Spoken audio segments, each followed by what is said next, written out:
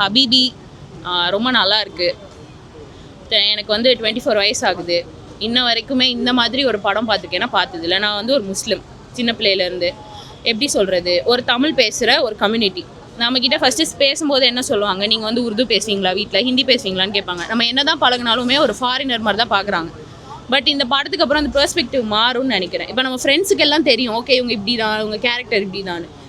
வந்து முஸ்லீம் படம்னா வந்து பிரியாணி கிண்டுறது, அதுக்கப்புறம் வந்துட்டு என்ன சொல்கிறது 2-3 கல்யாணம் பண்ணுவாங்க, அதுக்கப்புறம் வந்துட்டு இவங்கெல்லாம் வந்து டெரரிஸ்ட்டு, லைக் ரொம்ப வந்து அதாவது ரிலீஜனை வந்து ரொம்ப வந்து பற்றி பிடிக்கிறோன்ற பேரில் வந்து ரொம்ப டெரராக இருப்பாங்க, ரொம்ப ஸ்ட்ரிக்டாக இருப்பாங்க. No, it's not like that. நாங்களாம் படிச்சிருக்கோம், எங்கள் வீட்டில் எல்லோரும் படிச்சிருக்காங்க, நாங்களும் நார்மல் காலேஜஸ் போயிருக்கோம். எவ்வளவோ வந்து எவால்வ் ஆகுது. பட் இன்னமுமே வந்து முஸ்லீம்ஸ்னால் வந்து இன்னும் வந்து பழமையாக இருப்பாங்க, ட்ரெடிஷன்ஸ் ஃபாலோ பண்ணுவாங்க. அப்படிலாம் கிடையாது. இந்த படத்தில் வந்து அதுதான் வந்து கனெக்ட் ஆகுது ரொம்ப. முஸ்லீம்ஸாக உடனே வந்து சம்மந்தமே இல்லாமல் ஒரு ஹிந்தி பாட்டு போடுறது பின்னாடி, இல்லை ஒரு அரபிக் பாட்டு போடுறது, அந்த மாதிரிலாம் கிடையாது. ஆத்தென்டிக்காக நாங்கள் ஒரு தமிழ் முஸ்லீம் எங்கள் வீட்டில் எப்படி இருப்போம், எங்கள் வீட்டில் ஒரு ஃபங்க்ஷன் இருந்தால் எப்படி இருக்கும், எங்கள் வீட்டில் ஒரு கல்யாணம் இருந்தால் எப்படி இருக்கும், அந்த டைமில் ஒரு 80s இந்த படத்தில் காட்டியிருக்காங்க. அதெல்லாம் வந்து ரொம்ப நல்லாயிருக்கு. ஏன்னா எங்கள் பூர்வீக வீடு இருந்துச்சு. ஆக்சுவலாக அந்த வீடு பார்க்குறதுக்கு இப்படி தான் இருக்கும். அந்த வீடு இப்போலாம் பார்க்க முடியுமானா அது இல்லை இப்போ. பட் இதில் பார்க்கும்போது ஓகே நம்மளோட முன்னோர்கள் இப்படி தான் இருந்திருப்பாங்க அப்படின்னு வந்து ஒரு ஃபீலிங் இருக்குது. ரொம்ப நல்லா இருந்துச்சு. ஆக்சுவலாக எப்படி சொல்கிறது, இது வந்து முஸ்லீம் படம். ஆக்சுவலாக வந்து நிறைய பேர் வந்து இந்த படம் ட்ரெய்லர்லாம் வந்தப்போ வந்து கமெண்ட்லாம் போட்டாங்க, லவ் வந்து ஹராம், லவ் வந்து இந்த படத்தில் ப்ரொமோட் பண்ணுறாங்க. அது அப்படி கிடையாது.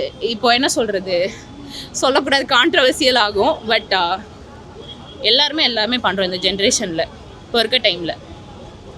முஸ்லீம்ஸை வந்து இப்போது முஸ்லீம்ஸே சொல்கிறேன், அது தப்பு தான் அவங்க செய்கிறது. என்னென்னா ஏதாவது படம் வருது, எங்களை இப்படி காட்டிட்டீங்க அப்படி காட்டிட்டீங்க, டெரரிஸ்ட்டாக காட்டினா கண்டிப்பாக அது தப்பு. மித்தபடி சமூக விரோதமாக ஏதாவது பண்ணால் அது தப்பு. பட் மித்தபடி ஏதாவது காட்டினா எல்லாத்துக்குமே வந்து எங்களை இப்படி காட்டாதீங்க அப்படி காட்டாதீங்கன்ற மாதிரிலாம் சொல்கிறாங்க. பட் இந்த படத்தில் வந்து லவ் எப்படி இருக்குன்னா, இது வரைக்கும் அந்த படத்துலேயே ஒரு வந்து என்ன சொல்கிறது, ஒரு வல்கரான சீன் கிடையாது.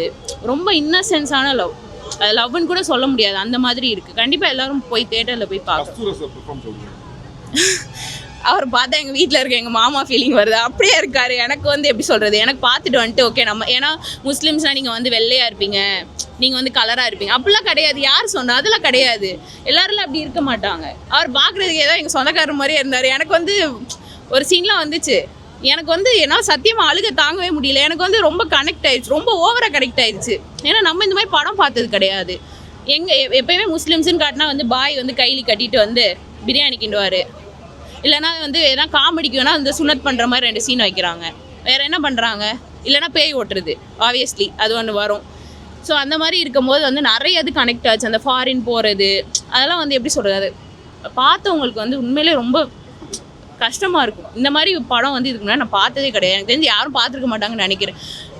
இப்போ இந்த படத்தை விட்டுட்டு அதுக்கப்புறம் ஓடிடியில் பார்த்துட்டு நல்லா இருக்கே, மிஸ் பண்ணிட்டோமே, அந்த மாதிரி சொல்கிறது வேஸ்ட்டு.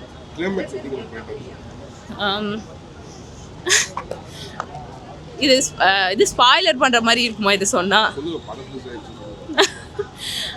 கிளைமேக்ஸ் எப்படி சொல்கிறது, லைக் எல்லாமே எதுவுமே இல்லாமல் தான் வந்து அவன் போகிறான் அந்த இடத்துக்கு.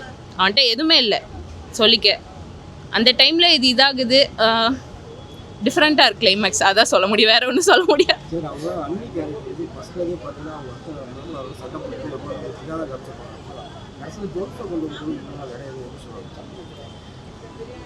அப்படி ஆக்சுவலாக வந்து எல்லாம் வந்து என்ன சொல்லுவாங்கன்னா, யாராவது புதுசாக வீட்டுக்கு கல்யாணம் ஆகி வராங்கன்னா ஒன்று ஏதாவது அங்கே சண்டை நடந்துச்சுன்னா இவ தான் காரணம், இவங்க தான் இப்படி பண்ணிட்டாங்கன்ற மாதிரி சொல்லுவாங்க.